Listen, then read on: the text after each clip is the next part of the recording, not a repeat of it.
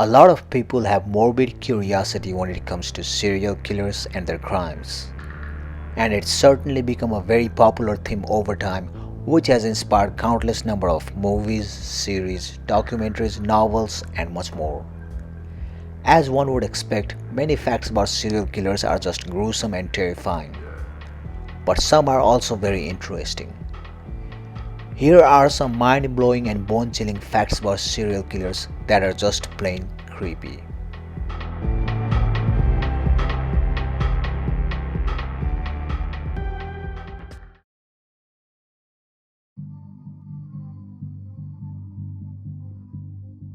John Wayne Gacy was a notorious serial killer who killed at least 33 young men and boys. He used to regularly perform at children's hospitals and charitable events as Pogo the Clown, earning him the nickname the Killer Clown.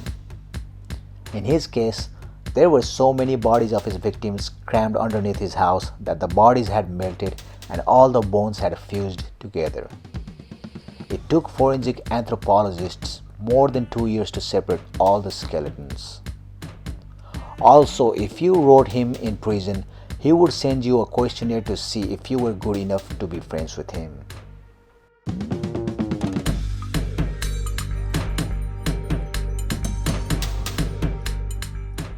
Edguin, also known as the Butcher of Plainfield, was a murderer and a body snatcher. Gein's crimes were committed around his hometown of Plainfield, Wisconsin around 1957.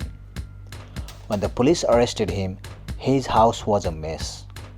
They found countless human body parts from his various grave digging trips, including a bag full of wilted women's private parts. They also found that he had fastened trophies and keepsakes from their bones and skin. Among them was the infamous skin lampshade and a half-finished woman's suit made of human skin. However, his mother's room was pristine and untouched.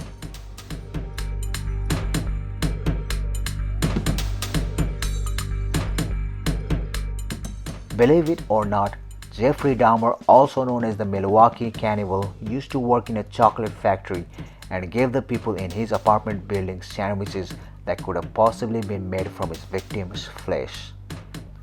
Dahmer, who did used to eat his victims, however didn't eat people with tattoos because he said the ink made the flesh taste weird.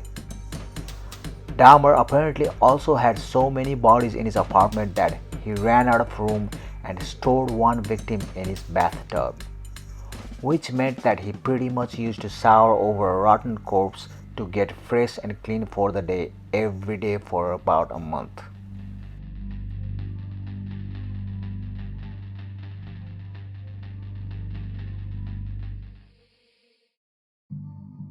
Ted Bundy kidnapped, raped, and murdered an estimated 30 or even more young girls and women during the 1970s and possibly even earlier. He also worked at a suicide prevention hotline center with author Ann Rule.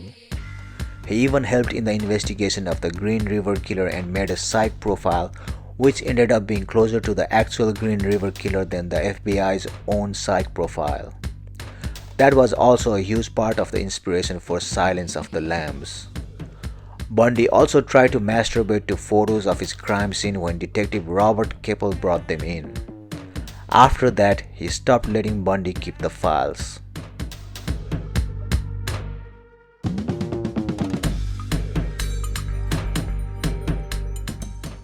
Dennis Rader, also known as the BTK Killer, used to install security alarms at people's houses when he used to work at the ADT Security Services from 1974 to 1988 as part of his job, in many cases for homeowners concerned about the BTK killings.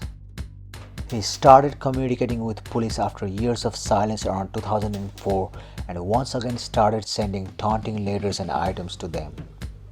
He asked them if he could be traced if he sent them his writings on a floppy disk, and they assured him through a communication in a newspaper that they couldn't. When he actually sent them a floppy disk, the police found metadata linking to his church. He was arrested shortly thereafter and was hurt that they would lie to him because he thought they had developed a close relationship. Also, aside from the killings, he actually makes people fill out an application to write him in prison.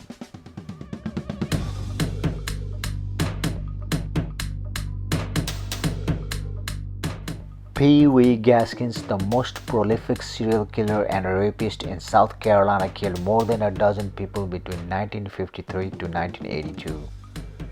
He also used to drive around in a hearse with a bumper sticker that read, "I haul dead people." He told people that he needed it to take the bodies of people he killed to his private cemetery.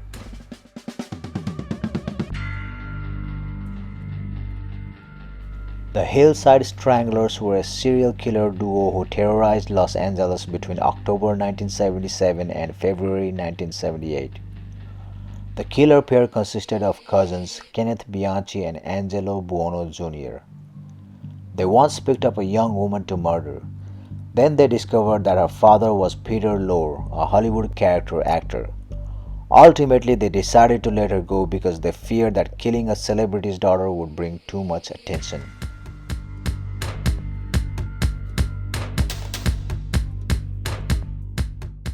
Serial killer Robert Hansen, also known as the Butcher Baker, would kidnap women and turn them loose in the Alaskan wilderness, where he would then hunt them down like animals and kill them.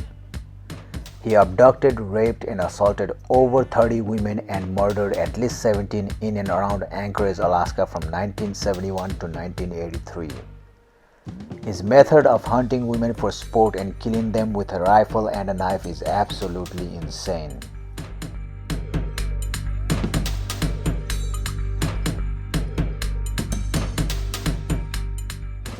Mac Ray Edwards was a serial killer who murdered at least 6 children in California between 1953 and 1970.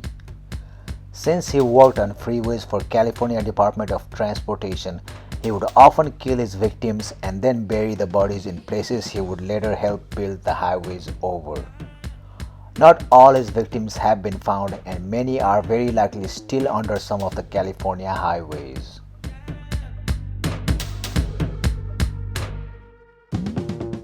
Harold Shipman was an English serial killer who is believed to be one of the most prolific serial killers in modern history. When he lost his mother to lung cancer as a teenager, he saw how morphine eased her pain before she passed. Later on, when he became a doctor, he used morphine overdoses to kill people, especially rich old ladies. He was found guilty of killing 15 patients under his care, but his total number of victims was 250.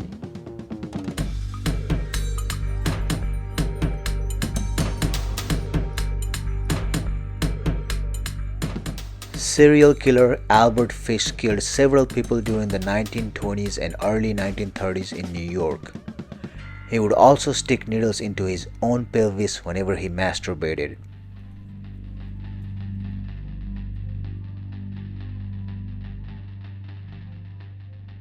Richard Trenton Chase was an American serial killer who killed 6 people in the span of a month in 1977 and 1978 in Sacramento, California. He was nicknamed the Vampire of Sacramento because he drank his victims' blood and cannibalized their remains.